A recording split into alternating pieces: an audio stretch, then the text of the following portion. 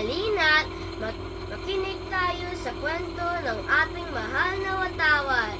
Fact number 1, ang ating watawat ay may 3 kulay. Pula, asul at puti. Ang pula ay sumisimbolo ng tapang. Asul para sa kapayapaan at puti para sa pagkakaisa. Kaya't napakahalaga nito sa ating pagkakakilanlan bilang Pilipino. Fact number 2.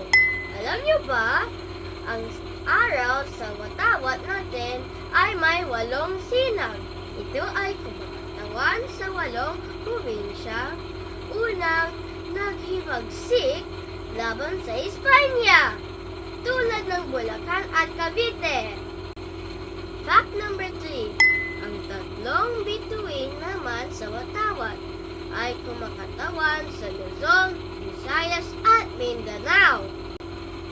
Ito ang simbolo ng pagkakaisa ng 3 pangunahing bahagi ng ating bansa.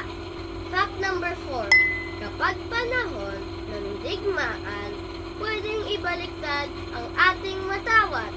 Ang pula ang ilalagay sa itaas bilang tanda ng tapang at pagkikibaka. Fact number 5. Ang unang watawat ng Pilipinas ay ginawa sa Hong Kong noong 1897 nina Marcela Agoncillo, Lorenza Agoncillo at Delfina Herbosa de Natividad. Ang galing, di ba? Napakayaman ng kasaysayan ng ating watawat.